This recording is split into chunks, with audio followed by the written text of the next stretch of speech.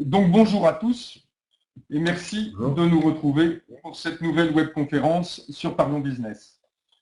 Donc aujourd'hui, j'ai le plaisir d'accueillir Laurent Kuperstich, qui est consultant technique chez CD Network, et Jérôme Freyermuth, qui est Channel Sales Manager chez Telehouse. Ces experts de la performance web vont vous présenter comment offrir à vos utilisateurs un accès rapide et fiable à vos portails B2B ou vos applications en mode SaaS en toutes circonstances grâce à un CDN ou Content Delivery Network combiné au IaaS. L'enjeu, vous le savez tous, est absolument essentiel. Si vos utilisateurs peinent à accéder à vos contenus ou applications, c'est toute la crédibilité de votre service qui s'effondre. Donc, je vous laisse en leur compagnie pour environ une demi-heure de présentation. Je vous remercie de bien vouloir garder vos questions plutôt pour la fin de l'intervention et vous pourrez les poser à l'aide de ce magnifique outil qui est l'outil de clavardage qui est situé en bas de cette colonne. Il me reste à vous souhaiter une très bonne webconférence. Laurent, Jérôme, à vous de jouer et à tout à l'heure. Merci. Bonjour à tous. Donc, la présentation d'aujourd'hui va s'orienter sur l'optimisation des performances web des applications en mode SaaS dans le cloud. D'après une étude menée récemment par CompuWare, 64% des responsables informatiques hésitent à déployer une solution cloud de peur de dégrader l'expérience utilisateur. Donc, le but et l'enjeu majeur va être de garantir une expérience utilisateur optimale pour les utilisateurs. Quels sont les facteurs qui dégradent la performance? Le premier facteur va être la distance réseau. En effet, plus on s'éloigne de l'infrastructure d'origine, plus les temps de latence, d'aller-retour sont importants. Alors, comme on peut le constater, avec une infrastructure à Paris et des utilisateurs à Londres, on va être dans les 70 millisecondes, et plus on va s'éloigner, plus cette latence va s'accroître. Le deuxième facteur, les problèmes liés au réseau, à savoir les goulots d'étranglement, les pertes de paquets, les surcharges et les retransmissions, vont faire que les intercommunications entre les utilisateurs et l'infrastructure d'origine va être ininterrompue et va se couper et va devoir recommencer. Donc les problèmes de retransmission liés au réseau sont importants dans les dégradations de performance.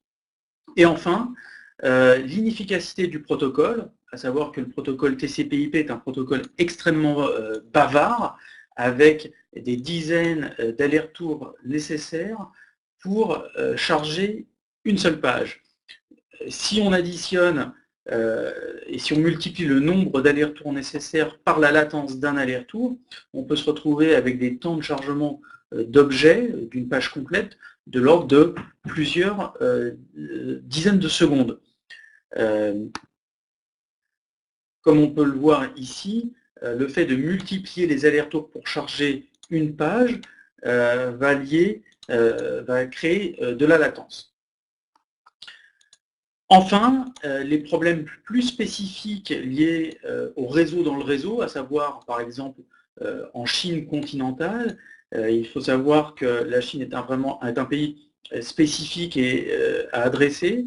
Il y a deux ISP d'État qui sont un spécifique au nord du pays et l'autre au sud, donc China Unicom et China Telecom. Les deux sont des ISP appartenant au gouvernement chinois, mais ils n'ont très peu de points de peering entre eux. Donc, pour adresser des utilisateurs qui se trouvent dans le nord du pays, ça va être pas la même problématique pour adresser des utilisateurs qui se trouvent dans le sud. Donc, il y a des cas spécifiques pour les marchés émergents tels que la Chine ou la Russie. L'enjeu va être d'accélérer les applications web. Et comment le faire? En s'appuyant sur un CDN. Donc, comme on l'a évoqué auparavant, quand on n'utilise pas de CDN, les utilisateurs qui se trouvent loin de l'infrastructure d'origine doivent passer par différents réseaux pour échanger les données entre l'infrastructure d'origine et les utilisateurs. Ces réseaux étant plus ou moins bien interconnectés, en addition du protocole inefficace, à savoir beaucoup d'allers-retours nécessaires, on va se retrouver avec des temps de latence importants pour charger une page. Et plus le contenu va être important, plus cette latence va se faire ressentir. Quand on s'appuie sur un CDN, l'intérêt va être de prendre bénéfice du réseau distribué, à savoir de points de présence disséminés partout dans le monde, où les utilisateurs vont pouvoir se connecter de manière locale. Et à l'autre bout de la chaîne, il va consister à s'appuyer sur un serveur qui sera déployé au plus proche de l'infrastructure d'origine pour créer une sorte d'autoroute virtuelle entre les points de présence CDN et l'infrastructure d'origine. De ce fait, il y a comme une sorte de réseau virtuel qui est créé entre les points de présence CDN pour accélérer les contenus. Quand on a sur la partie de gauche pas de CDN en place, on voit que beaucoup d'allers-retours sont nécessaires pour échanger des données entre l'utilisateur et l'infrastructure d'origine. Et on peut constater que la distance étant importante, les allers-retours vont être importants en termes de temps à effectuer. Sur la partie de droite, on voit que les utilisateurs peuvent se connecter sur un point de présence local. De ce fait, les temps de connexion seront très courts. Et en arrière-plan, le CDN va pouvoir s'appuyer sur son réseau interne pour se connecter à l'infrastructure d'origine en créant cette sorte de réseau virtuel en utilisant différentes techniques d'optimisation, à savoir le regroupement de connexions et différentes techniques de compression et d'augmentation de taille de paquets pour l'échange de données. Comment ça permet de réduire les temps de chargement? Tout simplement, au lieu d'effectuer des dizaines d'allers-retours, comme on a pu le voir sur la partie de gauche, on va être en mesure de concaténer, de regrouper les échanges de données au sein d'une seule et même connexion et d'appliquer des techniques d'optimisation pour envoyer plus de paquets au sein d'un même aller-retour. Donc, réduction du nombre d'allers-retours, de facto, le temps de chargement des pages web en sera réduit. Et j'en termine sur la partie accélération statique. Les contenus statiques sont évidemment gardés en local, en cache local sur serveur frontal, ce qui évite de retourner à l'infrastructure d'origine. Mais pour les contenus non cachables, pour les applications dynamiques, alors nous utilisons ce fameux tunnel virtuel pour optimiser les connexions. Ce qui va fournir aux utilisateurs une expérience quasi locale, tout en réduisant la charge de connexion sur l'infrastructure d'origine et en rajoutant une couche de sécurité, car l'infrastructure d'origine se retrouve derrière les serveurs CDN. L'offre de sécurité qui vient se greffer au-dessus de la solution CDN, qui va vous permettre de vous prémunir contre les attaques de déni de service, afin de garantir une continuité de service de vos applications. Aujourd'hui, CD Networks vous permet d'accélérer les applications web à tout moment, partout dans le monde et sur tout type d'appareil. Et les résultats, concrètement, ça va être de réduire les temps de réponse de vos applications dynamiques.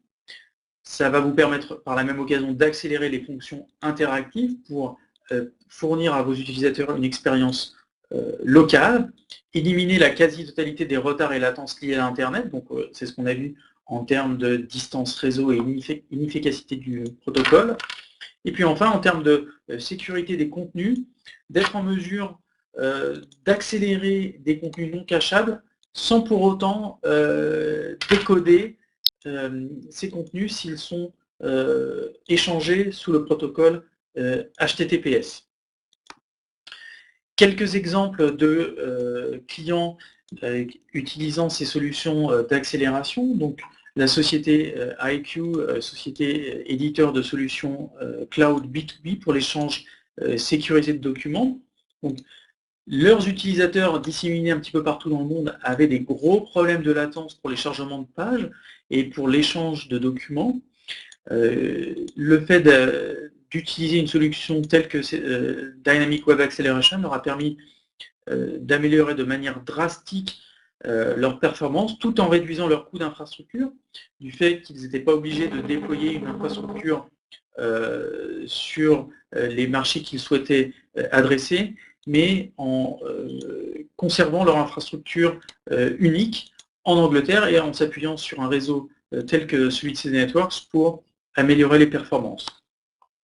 Un autre éditeur de solutions d'achat en ligne basé en France, qui lui avait pour projet d'adresser le marché chinois, et donc ce marché étant très spécifique, aussi bien sur les problèmes de licence que sur les infrastructures techniques, a pu adresser et améliorer ses performances en s'appuyant sur une solution d'accélération dynamique. Et puis enfin, un acteur franco-français, donc Leroy Merlin, qui avait pour but d'accélérer et d'améliorer les temps d'affichage de ses pages pour optimiser sa plateforme e-commerce.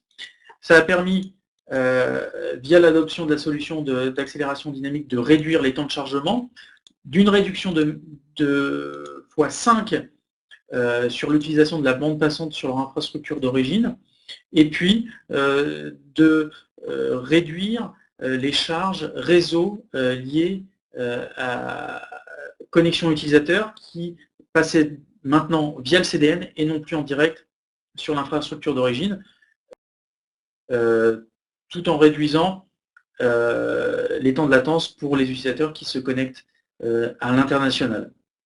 Voilà en quelques mots sur la partie CDN, comment optimiser vos applications cloud.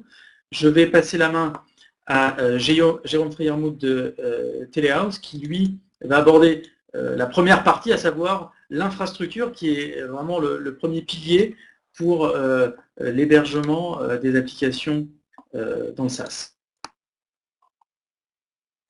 Ok, merci beaucoup Laurent. Bon, c'est vrai que quand on voit ce que peut apporter un service de CDN, on peut se demander si avoir un hébergement de qualité est vraiment nécessaire. Alors bien évidemment oui, le CDN ne fera pas de miracle si l'application est mal sécurisée par exemple, ou si elle est très lente à charger. Donc je voudrais maintenant qu'on aborde les bonnes pratiques pour le choix d'un hébergeur, en particulier un hébergeur en mode cloud. Donc voilà les différents thèmes qui vont être abordés justement dans les bonnes pratiques. Alors,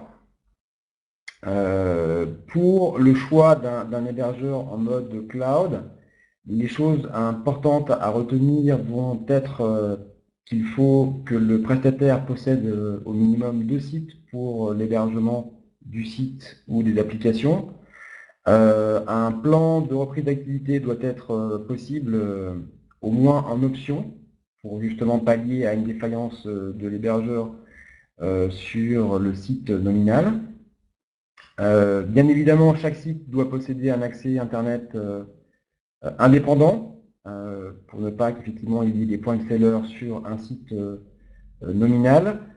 L'accès Internet doit justement être multi-homé, donc c'est 2 avantages. Le premier, c'est une tolérance de panne, au cas où un des opérateurs est défaillant, un autre peut prendre le relais. Et d'autre part, le BGP permet d'optimiser les routes d'accès au site ou aux applications, ce qui va effectivement permettre d'améliorer les performances d'accès à l'application, puisqu'en fonction de la connexion ou de l'opérateur utilisé par le client, l'opérateur qui va être utilisé pour accéder à l'application chez le prestataire va être sélectionné en fonction de la route la plus courte. Donc on va effectivement améliorer les performances aussi grâce à l'infrastructure d'hébergement. D'autre part, Un œil est également à jeter sur les baies d'hébergement. Maintenant, on parle beaucoup de baies rapides, voire de baies en SSD qui vont améliorer les chargements. Même si le CDN prend le relais, c'est aussi bien que l'hébergement nominal soit performant en termes d'hébergement. Et la partie, on va dire, plus virtuelle est également, on va dire, souvent limitée par des systèmes de surbooting qui sont faits par les hébergeurs en mode cloud. C'est-à-dire que sur des machines physiques, le nombre de clients hébergés peut être très important, ce qui fait que en cas de connexion simultanée de toutes les applications ou de tous les sites, les performances vont chuter. Donc voilà quelques paramètres qui vont permettre de définir un hébergement de qualité et performant. Un autre paramètre également, c'est le fait d'avoir une sauvegarde sur un site distant et bien sûr d'avoir un site qui vous permette d'accéder à un ou à des CDN qui seront effectivement choisis en fonction du contexte de mise à disposition de l'application, que ce soit du mode SaaS par exemple ou un site web marchand, parce que vous pouvez avoir un marché français uniquement, mais avec un accès massif, un site hébergé en France, mais avec une diffusion massive multimédia par exemple, en France et dans le monde entier, ou alors pas de diffusion massive, mais par contre des clients disséminés dans le monde. Et donc, le CDN va permettre justement à ces clients d'accéder non pas à l'hébergement en France, par exemple, mais à l'hébergement qui aura été caché, mirroré dans le site, là où se trouve le client final. Alors bien évidemment, les paramètres qui permettent de qualifier une qualité d'hébergeur, on va dire, traditionnel, sont toujours là, c'est-à-dire une sécurité physique, des gens qui surveillent. Ce qui est nouveau, c'est la partie sécurité logique, qui devient maintenant un sujet important. Alors, sur la partie sécurité physique, c'est des choses qui paraissent maintenant assez basiques, ceci dit. La partie ingénierie sociale devient un sujet important, donc essayez de voir si votre prestataire possède des systèmes de vérification d'identité relativement complexes, de type aéroportuaire, qui vont permettre de détecter des personnes qui souhaitent rentrer sur les sites où se trouvent les données des clients et qui ne sont pas habilités à rentrer. Concernant la sécurité logique, donc Laurent en a parlé effectivement sur la partie CDN, qui inclut également ce système d'anti-intrusion. Il est important que l'hébergeur possède des services anti-DDoS. On voit maintenant les attaques qui deviennent plus fréquentes qu'avant. Les débits d'attaque qui deviennent maintenant extrêmement importants. On parle de gigabits, même de dizaines de gigabits, et voire plus pour certains. Et on voit également des complexités d'attaque qui sont maintenant extrêmement inquiétantes. Donc c'est bien d'avoir des services performants, c'est bien d'avoir du CDN, mais avoir aussi une application sécurisée l'est tout autant, puisque sinon l'accès à l'application ou au site sera ralenti pour le moins. Il est important également d'avoir un monitoring de l'intérieur, à l'intérieur du LAN de l'hébergeur, puisque on voit maintenant des attaques qui partent de clients donc, internes à l'hébergeur pour rebondir sur d'autres clients chez les hébergeurs même. Donc avoir une protection externe, c'est bien, mais il faut aussi avoir une protection interne qui va permettre une détection assez fine d'un comportement malicieux d'un hacker qui aurait pu pénétrer l'un des clients de l'hébergeur. Donc voilà en détail la manière effectivement de filtrer les accès.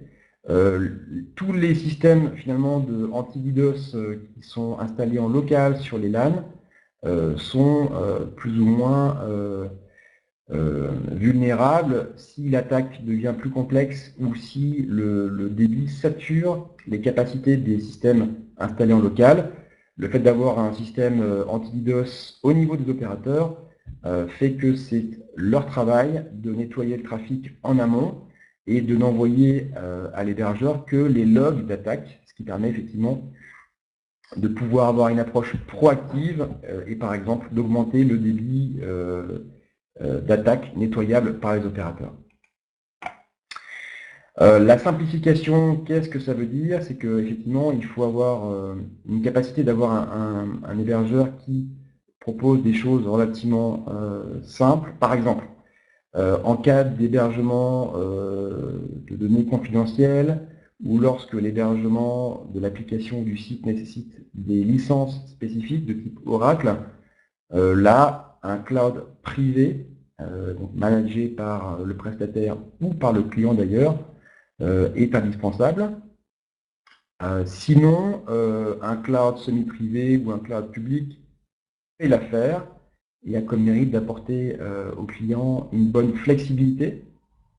Par exemple, le fait de pouvoir lancer une plateforme en quelques jours ou en quelques heures en fonction des besoins.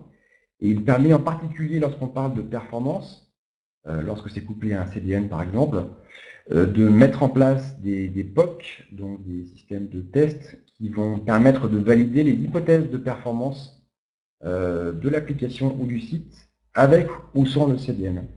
Et effectivement, c'est la validation des hypothèses de performance qui va permettre d'engager après une démarche d'achat chez le prestataire en question. Donc voilà, la partie concernant l'hébergement et un petit peu la partie réseau est terminée. Je voudrais juste faire quelques secondes de réclame sur Telehouse pour ceux qui ne connaissent pas. En quelques mots, on peut dire que Telehouse est connu principalement en France par le site de Telehouse 2, qui est un site dans Paris Intramuros, qui est le site... Pardon? Donc Telehouse 2 qui est le site effectivement de rencontre du monde du CDN, du monde des opérateurs, du monde des points de peering. Donc par exemple Netflix est arrivé chez Telehouse l'année dernière pour bénéficier de ports à 100 gigas. Et en termes de certification, sur la partie green, Telehouse et Code of Conduct, ISO 14001, on a également une conception éco du cloud, donc du IaaS Telehouse. Sur la partie sécurité de l'information et des données, on est ISO 27001, PCI DSS, et on est également membre de l'association Cloud Confidence, qui justement donne un référentiel à tous les acheteurs potentiels de prestations IaaS, un référentiel justement des bonnes pratiques à demander à son hébergeur pour avoir un hébergement sécurisé. Et pour finir, concernant la qualité, la certification ISO 9001 qui permet de garantir une qualité de l'organisation en tant que telle. Et sur la partie réclame sur CD Networks, Laurent, à toi. Merci Jérôme. Donc en effet, concernant CD Networks, acteur global du CDN, créé il y a maintenant 15 ans, donc 15 ans d'existence et d'expérience sur l'accélération des applications. Une infrastructure globale, évidemment Europe, US, mais le gros différenciateur va être les pays émergents, donc aussi bien la Chine que la Russie, le Moyen-Orient et les autres marchés, tels que l'Inde, l'Amérique du Sud, etc.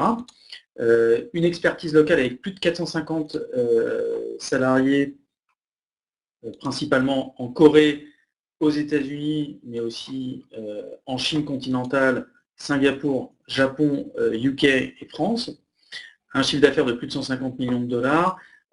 Tout comme Telehouse, nous faisons partie du groupe de télécommunications japonais KDDI.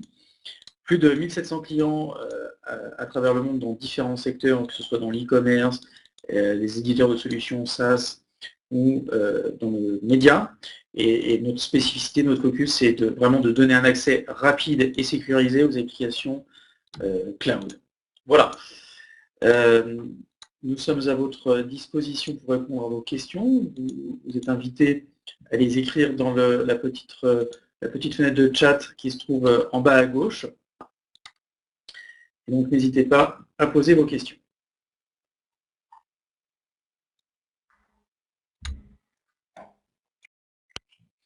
Alors, en attendant de voir si effectivement il y a des questions par rapport à votre présentation, en tout cas vous avez bien tenu sur le format des 30 minutes, donc ça c'est impeccable.